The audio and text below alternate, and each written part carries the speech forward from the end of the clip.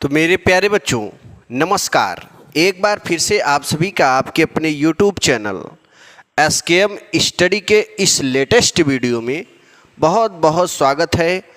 और वीडियो पूरे शुरू करने से पहले अनंत लंबाई के सीधे धारावाही चालक तार के कारण विद्युत क्षेत्र की तीव्रता के बारे में अच्छे ढंग से समझेंगे। पूरा डीपली हम लोग इसके सूत्र को सिद्ध करेंगे, ठीक है ना। उससे पहले एक इन्फॉर्मेशन ये है कि यूपी बोर्ड के बच्चों के लिए बोर्ड स्पेशल बैच यानी रिवोल्यूशन बैच लॉन्च कर दिया गया है, ठीक है ना।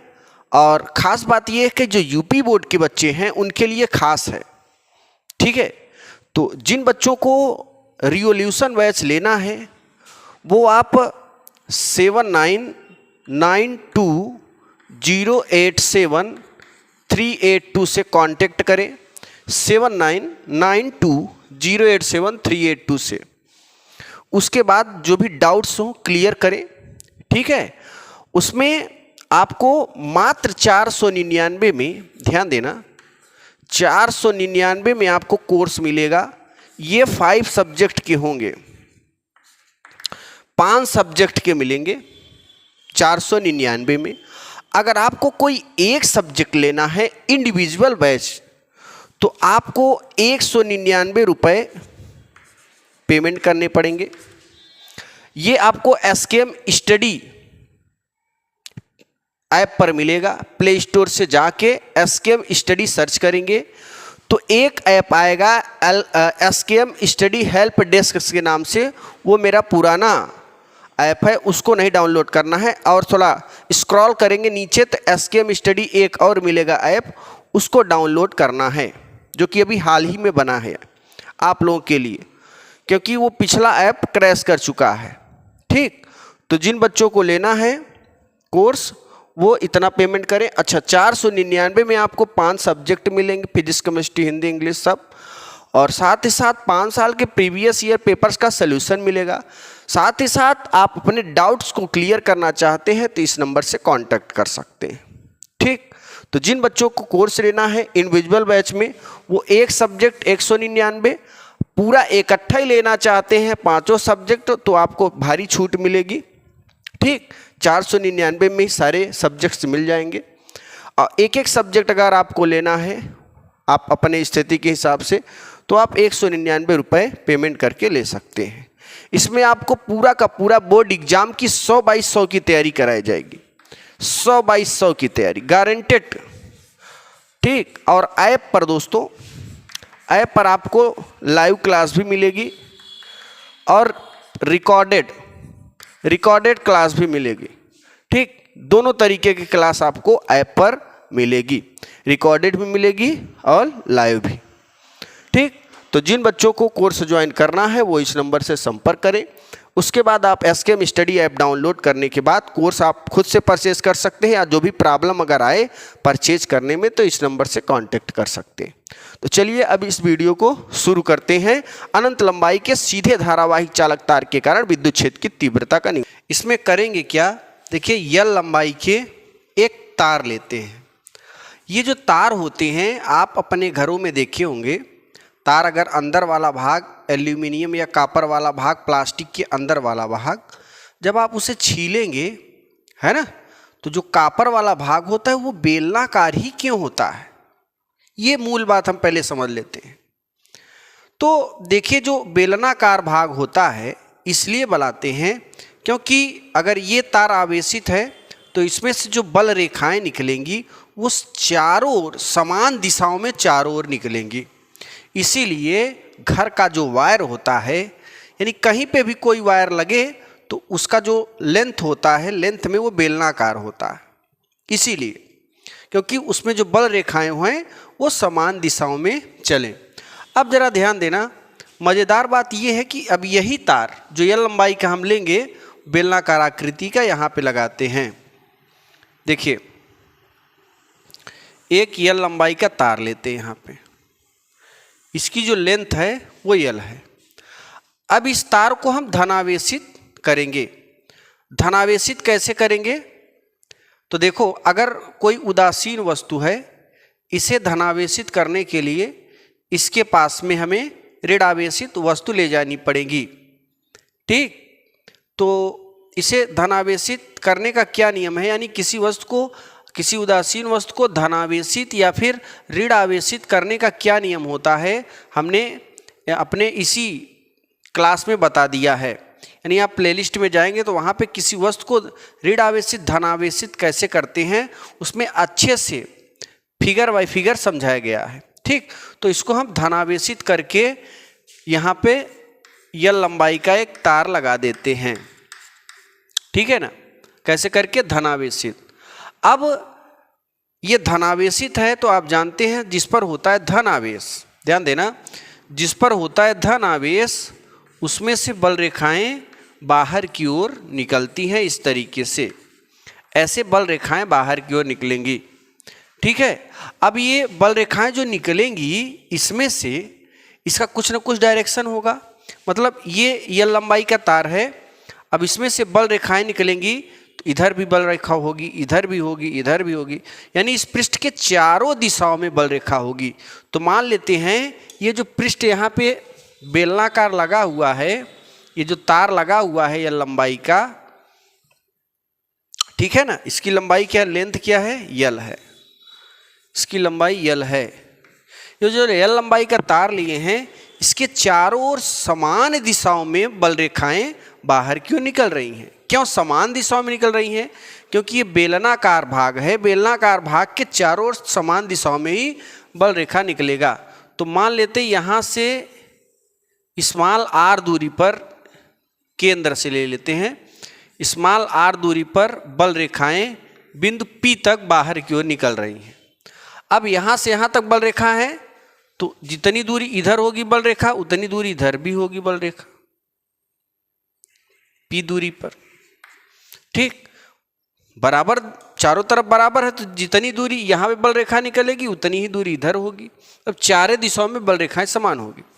तो यहाँ पर इसके जब देखो ये बेलनाकार है ना, तो जो बल रेखा निकलेगी ना वो चारों दिशाओं में एक बेलनाकार गॉसियन पृष्ठ का निर्माण करेगा। वो बल रेखा किसका निर्माण करेगा, गॉसियन पृष्ठ, बेलनाकार। तो यहाँ पे जैसे ये बेलनाकार है तो इसमें से जो बल रेखा निकलेगी वो भी बेलनाकार ही होगी। ध्यान देना प्यारे बच्चों, कैसे होगी, बेलनाकार ही हो जाएगी। यहाँ पर भी इस तरीके से एक बेलनाकार बल रेखाएं निकलेंगी चारों दिशाओं में, यानी बल रेखाएं निकलेंगी। अब देखिए, अब ये पूरा पृष्ठ हो गया। ये कौन सा पृष्ठ है, जैसे ये है, ये मैं यल लंबाई का तार लिया। अब ये आपका अनुप्रस्थ काट का क्षेत्रफल ये है, ये दोनों क्या हैं, दोनों तरफ बराबर हैं। और ये बेलनाकार का वक्र पृष्ठीय भाग है, वक्र पृष्ठीय भाग, और इधर भी बेलनाकार का वक्र पृष्ठीय भाग है। अब देखो प्यारे बच्चों, इसमें से जो बल रेखाएं होंगी, ध्यान देना, इसमें से जो बल रेखाएं होंगी ना वो पृष्ठ के लंबवत होंगी। कहाँ होंगी, पृष्ठ के लंबवत, याद रखना। तभी तो बल ये बन रहा है ना, तभी तो एक बेलनाकार आकृति बन रहा है। बल रेखा ऐसे ऐसे चारों दिशाओं में निकल रही है। तो बल रेखा, ये जो यल लंबाई की क्षण लिए हैं इसी पृष्ठ के लंबवत ऐसे बल रेखाएं निकल रही हैं, ऐसे इस तरीके से बल रेखाएं निकल रही पृष्ठ के लंबवत। ये वेक्टर ई हो जाएगा और ये भी वेक्टर ई हो जाएगा, इधर भी वेक्टर ई, मतलब चारों दिशाओं में बल रेखाएं गुजर रही हैं। ऐसे इस पृष्ठ पर भी बल रेखाएं गुजर रही हैं, ऐसे है ना, चारों दिशाओं में बल रेखाएं एक समान दूरी, वेक्टर ई, और यहां भी लिख देते हैं वेक्टर ई, इस तरफ भी वेक्टर ई, और यहां भी वेक्टर ई। चारों दिशाओं में बल रेखाएं गुजर रही हैं। थोड़ा इसको और बढ़िया सीधा बना देते हैं। उसके बाद देखो प्यारे बच्चों, जरा बात को समझिएगा, ठीक है। अब देखना यहाँ पे होगा क्या कि हम ये आपका बेलनाकार भाग है, जो गॉसियन पृष्ठ बेलना का भाग है, मान लेते हैं थोड़ा सा भाग लेते हैं, हर ये इसके चारों तरफ बल रेखाएं गुजर रही हैं, ठीक। तो ये एक गॉसियन पृष्ठ बन जाएगा। ऐसे ही ये भी एक गॉसियन पृष्ठ बन जाएगा, ऐसे ये भी एक गॉसियन पृष्ठ बन जाएगा।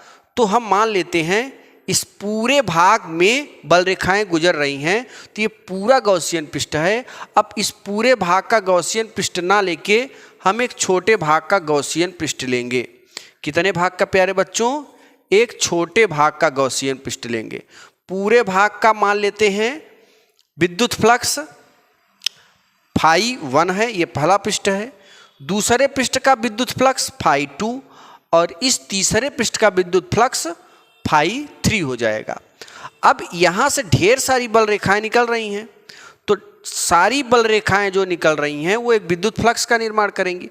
तो इस विद्युत फ्लक्स को हम φ1 माने हैं, और यहाँ पे जो विद्युत फ्लक्स है पूरा ना लग के अगर हम छोटा सा भाग लें तो ये हो जाएगा छोटे से भाग, यानी अगर पूरे भाग में लेंगे तो φ1 बल रेखाएं निकल रही ढेर सारी।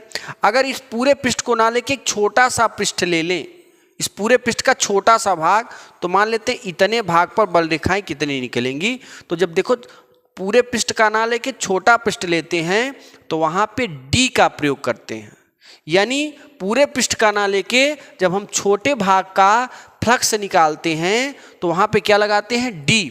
तो इतने भाग का फ्लक्स निकालने के लिए dφ1 लिख देंगे, यानी इस पूरे भाग का ये जो बेलनाकार वक्री पृष्ठ भाग है, इस पूरे भाग में से थोड़ा सा भाग ले लेते हैं, इतना भाग। तो मान लेते हैं ये इसका एरिया क्या है? इसका एरिया मान लेते हैं A1 है। ध्यान देना प्यारे बच्चों, इसका एरिया A1 है, और इस A1 एरिया में छोटा सा एरिया जब लेंगे तो ये हो जाएगा DA1। क्या हो जाएगा प्यारे बच्चों? DA1। अब आप देख रहे हो बल रेखा इसी पृष्ठ के लंबवत गुजर रही है, इसी पृष्ठ के लंबवत गुजर रही है। और दूसरी चीज कि बल रेखा की भी दिशा इधर और ये जो पृष्ठ है इसकी भी दिशा इधर, यानी दोनों की दिशा, बल रेखा पृष्ठ की दिशा एक ही ओर होने के कारण, ध्यान देना, बल रेखा और पृष्ठ की दिशा एक ही ओर, पृष्ठ की दिशा DA1 वेक्टर DA1 और पृष्ठ की दिशा इधर ही है। तो दोनों की जब दिशा एक ही ओर है तो एक दूसरे के समांतर हो जाएगा। इस स्थिति में थीटा की वैल्यू 0 डिग्री मिल जाएगी प्यारे बच्चों। कितना मिल जाएगी? 0 डिग्री। बल रेखा की भी दिशा इधर ही है और पृष्ठ की भी दिशा इधर ही है, तो दोनों की दिशा एक ही ओर होने के कारण इसका जो फ्लक्स है वो क्या मान लेते हैं? पूरे इस बेलनाकार भाग का फ्लक्स φ1 लेंगे, और ध्यान देना φ1, और इस छोटे से भाग का फ्लक्स क्या हो जाएगा? dφ1 हो जाएगा, छोटे से भाग का। ठीक है ना? पूरे का लेंगे तो φ1, जैसे पूरे पृष्ठ का एरिया A1 लेकिन फ्लक्स φ1। ऐसे छोटे इसी में छोटा भाग लेंगे तो छोटे भाग का जो फ्लक्स हो जाएगा वो dφ1, छोटे भाग का एरिया dA1। बात क्लियर है? और थीटा बराबर 0, ई की दिशा एक ही होती है सबकी। अब इस पृष्ठ का तो हो गया बेलनाकार वक्री गॉसियन पृष्ठ। अब हम ये अनुप्रस्थ वाला लेते हैं। तो अनुप्रस्थ में इस पूरे अनुप्रस्थ काट का क्षेत्रफल मान लेते हैं प्यारे बच्चों A2, ठीक। और अगर हम इस पूरे का ना लेके पूरे छोटे भाग का लें, इसमें से एक छोटा सा भाग ले लें, और बल रेखा तो ऐसे जा रही है, ऐसे पृष्ठ के लंबवत, और इस पृष्ठ की दिशा इस तरफ है, और ये छोटा जब पृष्ठ लेंगे तो इसका एरिया कितना आएगा? इसका एरिया आएगा DA2, और इसकी दिशा इस तरफ है तो वेक्टर DA2 की दिशा इस तरफ, और बल रेखा की दिशा ऐसे। ध्यान देना, अगर बल रेखा ऐसे खींच दें ई की दिशा और इस पृष्ठ की दिशा ऐसे, तो एक दूसरे से देखोगे 90 डिग्री का कोण बनेगा। पृष्ठ देखो, बल रेखा की दिशा ऐसे और इस पृष्ठ की दिशा ऐसे, तो ये बल रेखा की दिशा है, पृष्ठ की दिशा, दोनों एक दूसरे से 90 डिग्री पर हैं। तो यहाँ पे थीटा बराबर हो जाएगा π/2, यानी 90 अंश। और इस छोटे से भाग का फ्लक्स क्या हो जाएगा प्यारे बच्चों? इसका एरिया A2, तो मैं छोटा एरिया लिया, छोटा एरिया, छोटा एरिया का क्या हो जाएगा, वेक्टर dA2, क्लियर है। अब फ्लक्स क्या हो जाएगा, d∅2, ठीक। ऐसे इधर का ले लीजिए, सेम ऐसे इधर का होगा। पूरे भाग का एरिया मान लेते हैं A3, और इस पूरे का ना लेके अगर छोटे भाग का एरिया ले लें इसी में से, तो इसकी दिशा इस तरफ हो जाएगी, तो ये हो जाएगा वेक्टर dA3, और इसका जो फ्लक्स हो जाएगा इस छोटे से भाग का, पूरे का फ्लक्स क्या होगा, इस पूरे भाग का फ्लक्स होगा ∅3, लेकिन इस छोटे से भाग का फ्लक्स हो जाएगा d∅3, ठीक। अब देखो हम पहले पृष्ठ के लिए पहले पृष्ठ के उसको मानते हैं, ये दूसरा पृष्ठ, ये तीसरा पृष्ठ। पहले पृष्ठ का हम फ्लक्स निकालते हैं प्यारे बच्चों, जरा ध्यान समझना, ठीक है। पहले पृष्ठ का फ्लक्स निकालते हैं तो, और एक चीज और समझ लीजिए, हम मान लेते हैं, माना तीनों पृष्ठों का संपूर्ण फ्लक्स फाई हो, तो इसका क्या माने हैं फ्लक्स, देखो इस वक्राकार भाग का फ्लक्स माने हैं ∅1, इस भाग का जो फ्लक्स माने हैं इस भाग का ∅2, और इस भाग का ∅3। हम मान लेते हैं इन तीनों को जोड़कर एक फ्लक्स बनेगा जिसका नाम है फाई। तो मानेंगे हम, माना तीनों पृष्ठों का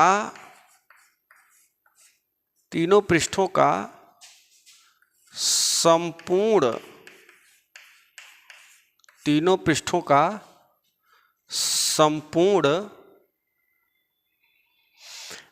विद्युत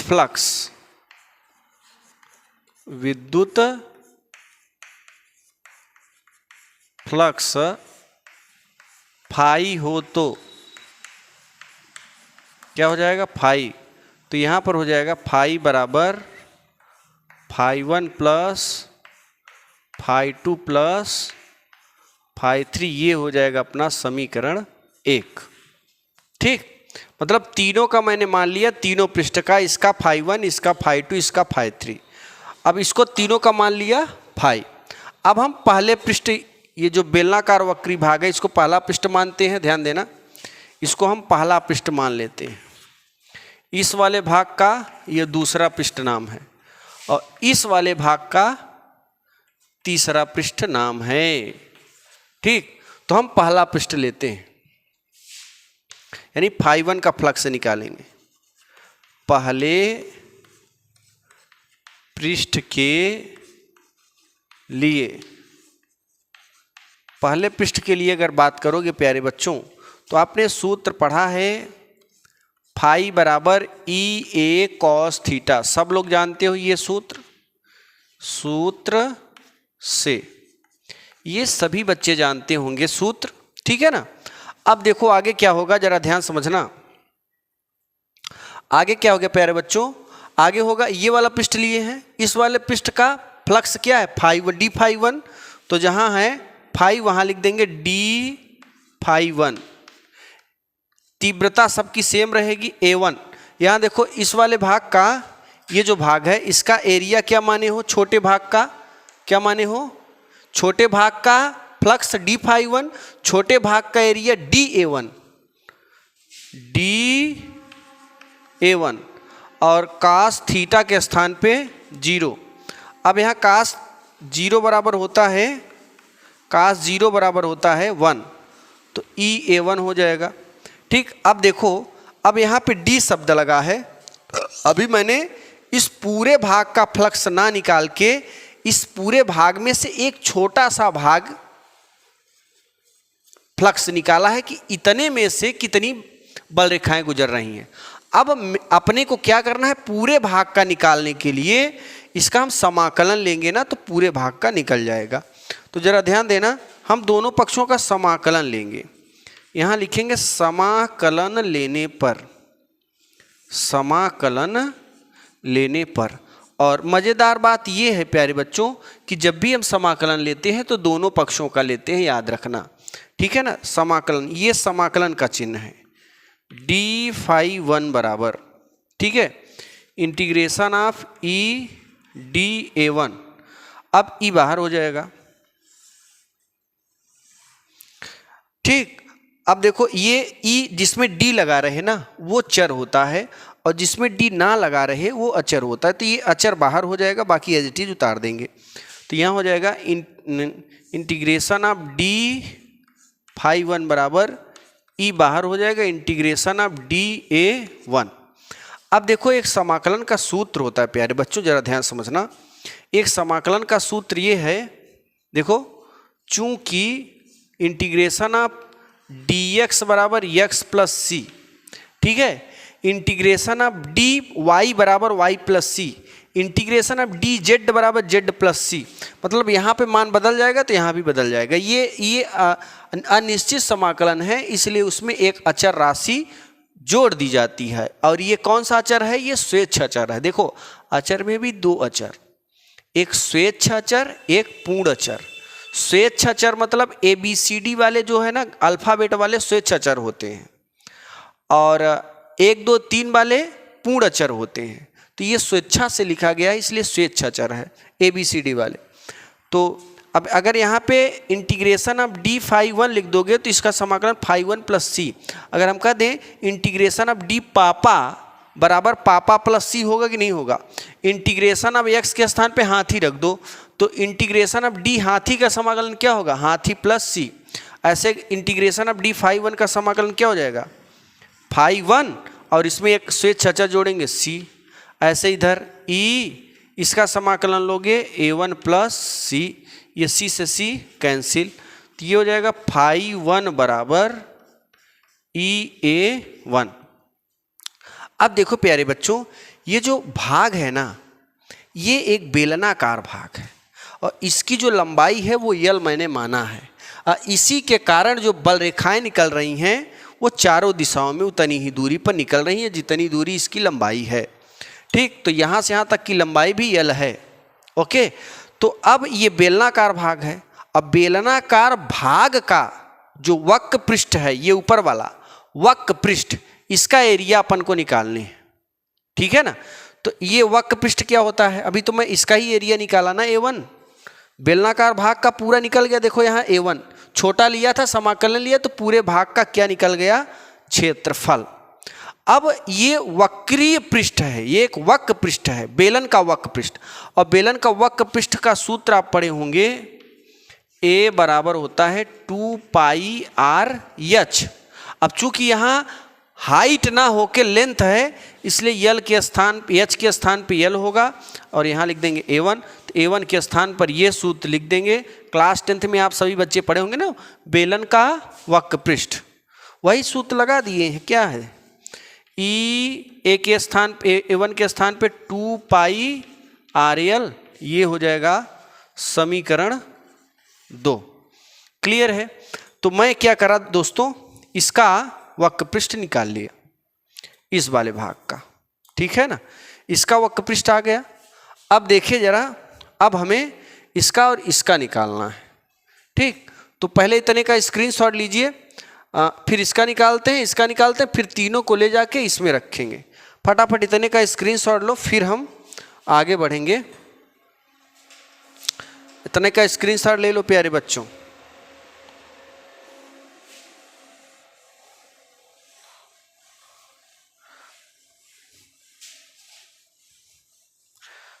एक पृष्ठ का आ गया फाई वन की वैल्यू, ठीक है। अब देखो ये फाई वन की वैल्यू आ गई, ये पहले पृष्ठ। अब हम दूसरे पृष्ठ के लिए निकालते हैं। इसको मीट देते हैं, ये समीकरण एक याद रखना। दूसरे पृष्ठ के लिए, दूसरे पृष्ठ के लिए, दूसरे पृष्ठ के लिए प्यारे बच्चों फ्लक्स क्या माना गया है? फाई 2। तो अब देखो जैसे वहां पे डी फाई माने थे डी फाई 1, ऐसे यहां पे मान लेंगे d phi 2 directly. E d A 2 cos theta, और यहां पर देखो थीटा की वैल्यू क्या है? ये बल रेखा की दिशा, ये पृष्ठ की दिशा, दोनों एक दूसरे के लंबवत है। थीटा बराबर पाई बाई 2 है। थीटा बराबर पाई बाई 2 कहो चाहे 90 कहो, बात एक ही होती है। डी फाई टू बराबर E d A two cos 90 degree, ठीक है ना। अब काश जो 90 अंश की वैल्यू होती है वो 0 होती है, तो डी ए टू और इसकी वैल्यू होती है 0 और गुणा करोगे 0 डी फाई टू। अब देखो अगर आप इतना सा दूध रखे रहो, इतना सा थोड़ा सा खराब दूध इतने से दूध में अगर मिला देते हो ना तो पूरा खराब हो जाता है। वैसे ही जैसे एक मछली पूरे तालाब को गंदा कर देती है, वैसे ही इस छोटे पृष्ठ का इतने में कर कोई भी बल रेखा नहीं गुजर रही है, बल रेखा ऐसे गुजर रही है। इसीलिए ये छोटे से भाग का जो फ्लक्स मैंने निकाला क्या मिला? शून्य। अगर इस छोटे से भाग का फ्लक्स शून्य आया तो जाहिर सी बात है बड़े से भाग का भी फ्लक्स शून्य ही आएगा। जैसे एक मछली पूरे तालाब को गंदा कर देती है, ऐसे ही छोटे से भाग का जो फ्लक्स है शून्य है, इसलिए बड़े से भाग का भी क्या होगा? फ्लक्स शून्य हो जाएगा। इसलिए फाई टू बराबर क्या मिल जाएगा? 0। अब जैसे ये पृष्ठ है ना, सेम वही चीज यहाँ पर भी है, सेम वही नियम इसमें लागू होता है, तो उतना ही वैल्यू इसमें फाई 3 की वैल्यू 0 आएगी। ठीक, तो इसी प्रकार से हम लिख देते हैं यहाँ पर, इसी प्रकार तीसरे पृष्ठ के लिए, इसी प्रकार तीसरे पृष्ठ के लिए देखो जो घटनाएं यहाँ पर घट रही है ना, वही सेम घटनाएं यहाँ पर भी घट रही हैं। ठीक, तो इसका जितना मान फाई टू की वैल्यू 0 आए निकाला, ऐसे सेम वही चीज इस पृष्ठ पर है। ठीक, देखो ये वाला सेम है। अगर इसका फ्लक्स 0 है तो इसका भी फ्लक्स 0 है। इसका मैंने फ्लक्स क्या माना? फाई 2 और इसका फाई 3। तो इसी प्रकार मैंने फाई 3 की वैल्यू भी यहाँ पर लिख दी डायरेक्टली 0। अब देखो फाई 1 की वैल्यू इतना आया, फाई 2 की इतना आया 0, फाई 3, तीनों मानों को समीकरण 1 में रखेंगे। तो लिख लेते हैं, इसको मिट देते हैं, इसका काम नहीं है। सब लोग स्क्रीनशॉट ले ही लिए होंगे, अब इसकी कोई दिक्कत है नहीं, ठीक है ना। चलिए जरा ध्यान देना, आगे समझते हैं। अब हम फाई 1, फाई 2, फाई 3 का मान समीकरण फाई 1, फाई 2 एवं फाई 3 का मान समीकरण 1 में रखने पर तो ये हो जाएगा फाई बराबर, फाई 1 का मान ये है ना, ये ई इंटू 2 पाई आर एल प्लस 0 यानी फाई बराबर हो जाएगा ई इंटू 2 पाई आर एल, समीकरण 3। ठीक, अब देखो प्यारे बच्चों समीकरण 3 मिल गया। अब अपन को करना क्या है? अपन क्या करेगा दोस्तों? अब देखो गॉस का प्रमेय लगाएंगे। ठीक है, गॉस के प्रमेय से, गॉस के प्रमेय से फाई बराबर होता है Q अपान एप्सिलॉन नॉट। ठीक, यहाँ पर देखो जो मैंने तार लिया था वो एक लेंथ में लिया था, यानी एक रेखीय आवेश घनत्व, वहाँ पे एक रेखा में लंबाई में एक तार लिया था, तो यहाँ पे रेखीय आवेश घनत्व की घटना घट रही है। तो रेखीय आवेश घनत्व की घटना में मैंने बताया था सूत्र आपको, लैम्डा बराबर Q बाई L, और यहाँ से तीरिये गुणा करोगे Q की वैल्यू निकालोगे तो L इंटू लैम्डा का मान मिलेगा। तो यहाँ पे Q के स्थान पे L इंटू लैम्डा रख देंगे तो मिल जाएगा L into lambda by epsilon not, समीकरण 4। अब देखो प्यारे बच्चों, समीकरण 3 और 4 को कंपैरिजन करा दो। ठीक है, यहाँ से कंपैरिजन करा दोगे, लेफ्ट साइड बराबर है तो राइट साइड बराबर हो जाएगा। समीकरण 3 और 4 की तुलना, ठीक है ना, इसकी तुलना करा दो। तुलना करो, लेफ्ट लेफ्ट बराबर तो राइट बराबर हो जाएगा ई इंटू 2πr_l बराबर यल लैम्डा बाई एप्सिलॉन नॉट। यहाँ से देखो ये यल से यल कैंसिल हो जाएगा। अब बचेगा क्या, ये 2πr भाग में कर दोगे तो ये मिल जाएगा E बराबर lambda by 2πr into epsilon not, इतनी मिलेगी वैल्यू।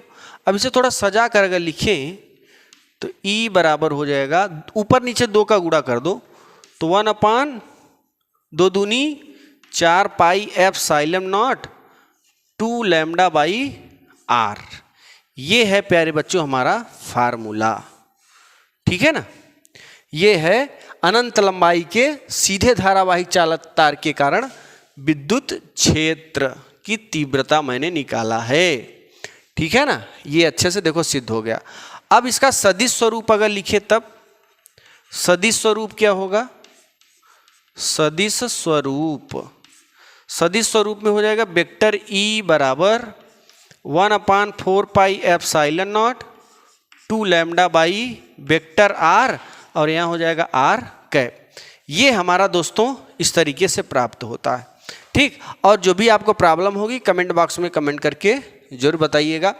दूसरी चीज़, जिन बच्चों को कोर्स ज्वाइन करना है वो जरूर ज्वाइन करें, आपके लिए बहुत ही बेहतरीन तैयारी कराई जा रही है, ठीक।